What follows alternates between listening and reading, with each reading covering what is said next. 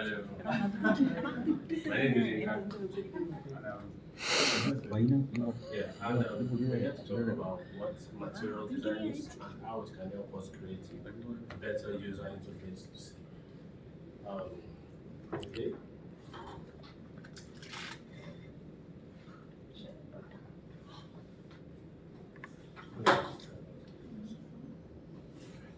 Okay. But then, what is material design? Just for us to have an understanding of what material design is, I think we should take a look at this.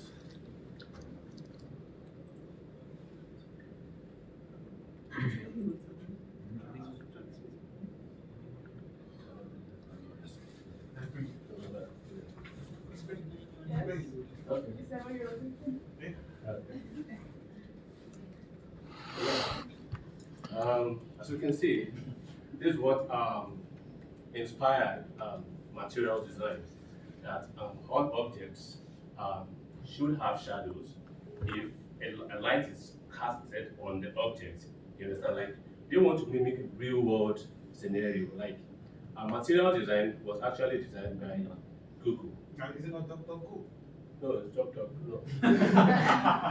Apologies to Priska, wherever she is. It's been designed by Google just to create interfaces that mimic real life objects. Like they want to create a scenario where elements on the screen actually look and feel like elements in real life, like so, buttons. as you see on the video, I don't know if you watched it completely. It's a baby the first time she's seen her shadow. So that was what Google was trying to illustrate with using material design, because human beings, we live in the physical world, so it's easy for us to make sense of things we see physically. Like when you drop this mouse, you see it casts a shadow, and depending on how close it is to this table, that will determine the size of the shadow. If it's higher, the shadow almost disappears. Then when it's lower, you see that the shadow is a little bit thick. Yeah. So in trying to mimic the real world, they're trying to create elements that mimic the real world scenarios. Like when you push a button, for instance, it's expected that the button should show some form of like an motion that probably goes in and out. So that's what they're also trying to reflect in creating material design. Because prior to this era, 2014, the whole web was awash with flat designs. Just flat design, flat buttons, flat text, flat forms. But in 2014, Google created this beautiful resource that has elements that mimic real life. Like buttons on the screen now looks like button in real life. And they also made us realize that all elements are actually take spaces on the screen. Like you have buttons, you have elements, they all take space, and it can be elevated, and it can also be on the same plane. According to them, on their what's it called, Google I/O 2018, this conference they do for designers and developers, they said,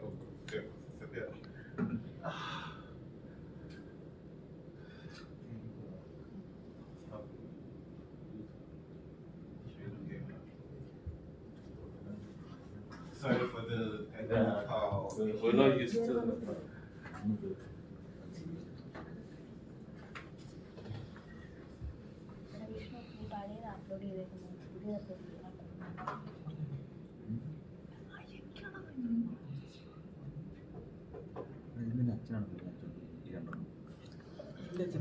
let's continue. So according to them, material design is an adaptable design because it resizes according to the device you are using, according to the screen size and everything. It was developed by Google in 2014, and it's backed up by open source code. Open source means that it's available for everyone to use. You can use it to create your own design.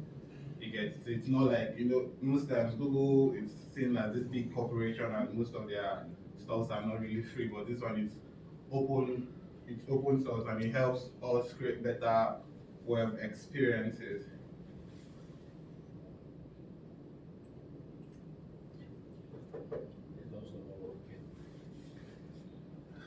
Sorry about this.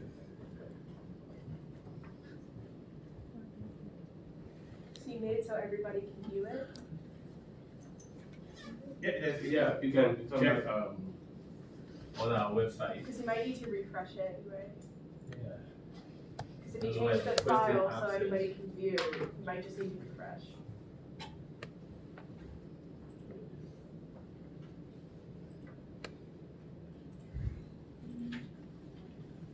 See if that works?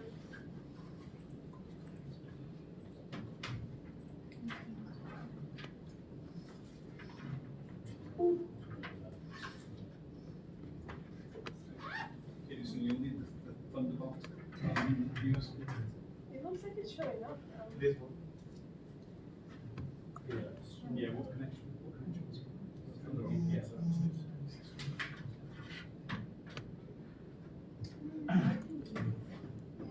Google Drive, I suppose. Drive? Yeah, it's the only thing about Docs. Which is like, you can change the preferences in Google Drive. Yeah. And you will Those are really like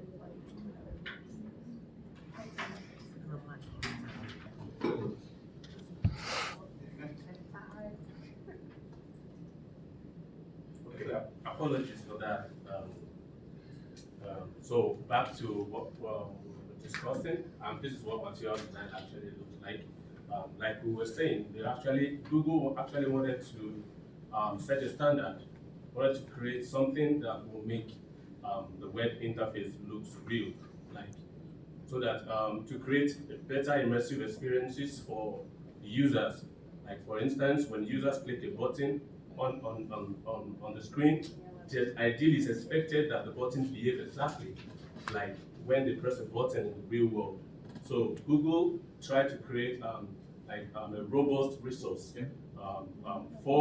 to create that kind of effect for users. So apart from the what's it called, the real life button scenario he was trying to explain, there was no way for Google to capture all the feelings that all the real life feelings. It was just they were more concerned about light and how objects cast shadow and about motion, and about the texture of surfaces. So they have core principles of material design, like the things you're supposed to pay attention to when you're using material design.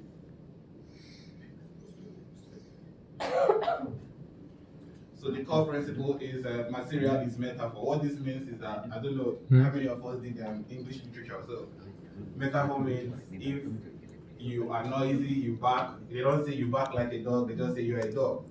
So I mean, if material is metaphor, that means material is real life. Because it's trying to mimic all the elements of real life that is inspired by the physical world, especially light, shadow, movement, and it has Texture. paper texture.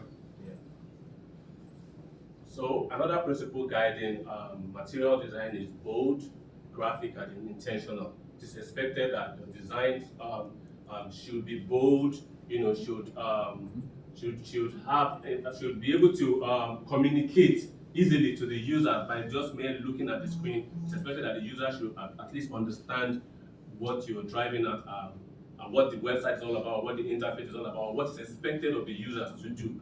So material design, one of the core principles is like the design is bold and is intentional. It's aimed at the user, guided by print design, that talks about visual hierarchy, typography, layout, visual balance, and all that. So that's another core principle. And the third principle is motion. Yeah, motion provides meaning in the sense that, in a real life, when I don't want to use the button example again, but in a real life, when you slide a window, it goes this way.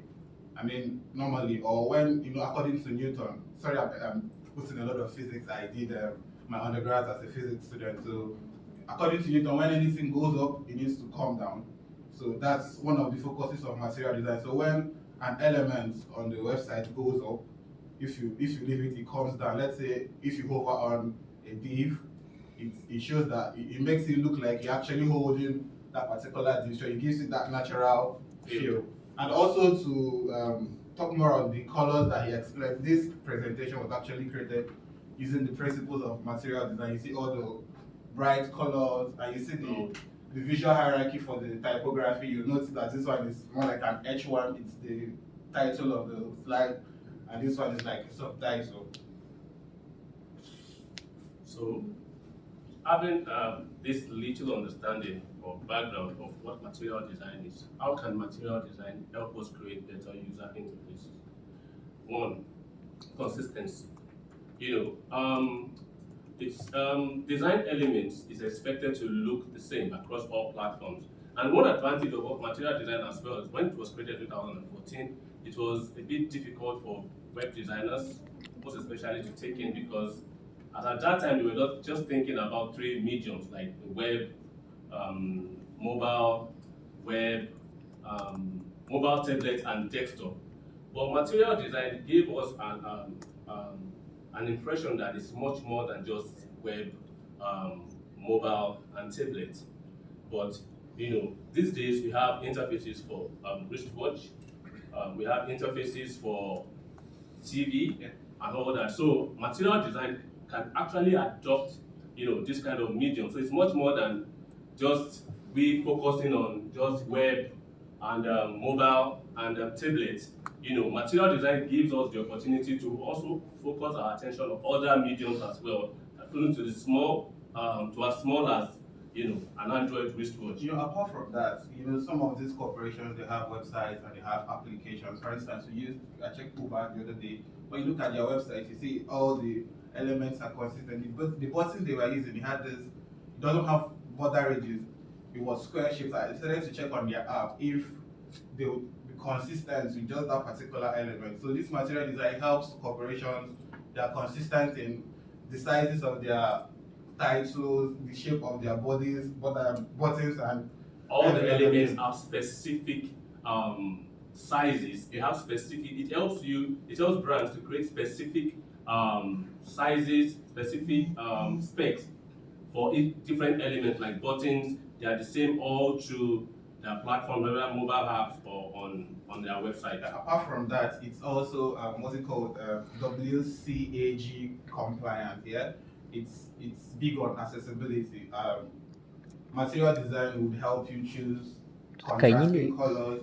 It will help you make informed decisions about the size of your typography. So they will help you, even if you know nothing about accessibility, it will help you make design decisions that would be accessible to everyone, irrespective of I don't know, like when I mean accessibility, even if you don't see, and even if you are colorblind, when you go to their website, on the dashboard that they have, when you choose colors, it tests for contrast, and every other thing. Yeah, even for text, for typography, and all that, you can see specifications. So it's not just you designing interfaces based on your own knowledge. You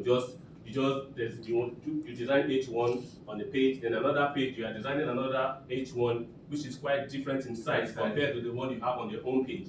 So it just gives a resource that is a resourceful page that gives us in-depth specs about different kind of elements that we can use consistently all through the pages on our website or on mobile apps. It also encourages collaboration between designers and developers. It provides tools. The website provides tools and enhance teamwork between designers and developers.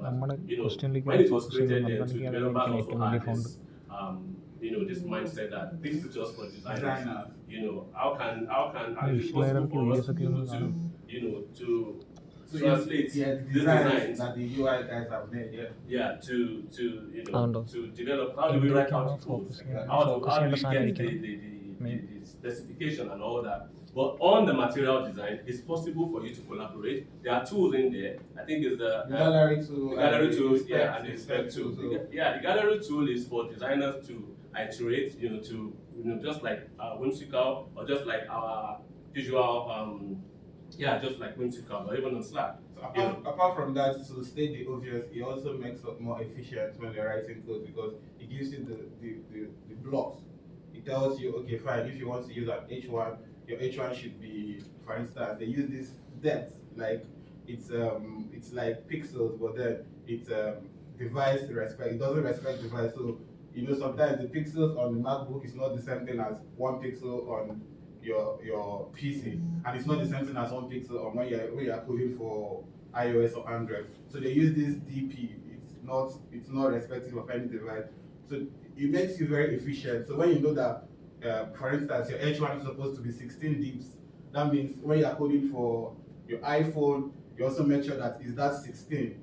It makes everything very consistent, so it increases speed. Also talking about efficiency, on that website, because it's a resourceful website, that has all these tools, you can easily find the specs you need instead of you racking your brain on what should it be the size of my H1, what should be the size of my buttons, what should be the size of this element, what should be the size of my form, how will I handle the elevation. You can as well see all those guidelines, on that website. Then it's quite easy for you to implement. I feel like you're talking so much. You need to show them how it works.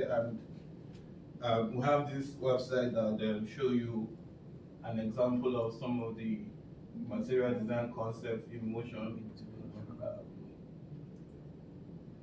So here you see they're using bright colors, very colorful. Yeah, something about the bold, like it's bold and it's intentional. And when you look at this side of the screen, like this is actually letting us know that we can design elements.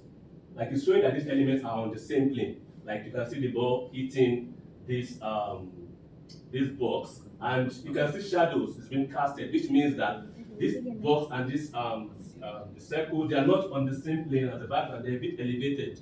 You understand? So it's making us realize that we can actually design buttons, unlike in the olden days when everything is just flat. You can actually design buttons that float. You can design elements that float, because when you see the shadows, it's trying to tell us that the elements are a bit above the plane. So you can design elements that go in. That's why you see some bars. When you click on some menu buttons, you see some of the contents running under, which tells you that the menu button or maybe the hamburger button is above the content. It's trying to let us know that all elements can't not be on the same plane. There are some that can actually be elevated, which is represented by the shadows. And if you notice on this particular screen, it's showing the Newton laws of physics. When an object is accelerating on a plane, it gradually reduces the speed. I don't know, like if you roll an object down, as it keeps going, it gradually reduces the speed. So if you notice, when I click on each of these circles, it goes very fast, then it reduces gradually. It's showing us the motion. It's showing us the motion part of user experience, which can have a massive effect on the user. When a user clicks a button and it mimics real life, experience, it gives them that real life experience. It's easy for them to actually understand the angle at which you're coming from. And this is also about talking about shadows, talking about where light is coming from. So this is just for us to understand how it works. Like the web interface now these days is not like what it used to be, like flat. So Google is just making us to realize that we can add depth, we can add shadows, we can add some real life effects to elements on the web. And they have this documentation, they have it online, so you could just look at the guidelines, you see everything you're supposed to. Just one second, trying to pop up the page. So you see when you scroll down, you see how to implement dynamic colors, for instance. You see the guidelines. For instance, this is your primary color and this is your primary container, secondary color, secondary container. And let's show you a real life example. what we say after this, let's show a bit of real life example. Like, okay. Like some people will ask, most of you are having this question, won't every website built to material design look the same? Like if we are using the same size of for H1 and then most everything is looking alike. So what's the answer? I feel like it's no. The real problem is designing for trend's sake, just like Priska explained in our last class. Everybody's trying to use the hero image because it's trendy and everything, but you need to make proper research and find out, is material design the best technique for the project you are trying to build? So not because the buzz, everybody's talking about material design, I feel like I need to jump on this new trend and see what it looks like. So you need to make proper research on UI, UX, it's very relevant to that. So make sure if material design is the best for you. And also, since there is no time for us to really talk about this in there, we also, okay, I'm sorry to know the show. We also feel like it should be more like a collaborative tool. You understand? It should be more like a collaborative, supportive tool for designers. Because if you rely solely on material design, it might affect your creativity as a designer, because you already have all you need to create beautiful user interfaces. More like a library. You pick You can see the specs for the HVAC. You can actually even build the design system from it. Build the design system, add the colors, and build your colors for your brand, build the text, typography for your element, build your buttons. They even have this theming feature on their website, so you could just create your own design system, build your own theme, and it's like when material design came in 2014, all the designers, everybody was talking about it, so people were like, it's a bit of an overkill. So, like I said, yeah, material design, it doesn't kill people, it doesn't kill designers. It's like Comic Sans, most people don't like using it, but it has its place when you're doing picture for children and everything, so you could use that. Yeah. So sorry we could not really have much time to demonstrate. Technical issues, but I don't know if you have any questions. Yeah. Quick questions for you and I just have one observation. You mentioned flat design and that this was a reaction to flat design. What came before flat design? The Skeuomorphic. Yeah, Yeah, and I think that this is a kind of, it's a kind of pendulum swing thing, right? yeah, I think, it's a bit of skeuomorphism. Yeah. Skeuomorphism was very, very popular in the early web, and people got bored of it, and the reaction was flat design, and now we're going, this is really flat. And I think material design is a kind of nice compromise. Yeah, a bit of both worlds, Yeah, nice one. Good, well done, you. Thanks, guys. So next up we've got Anib and Vishnu.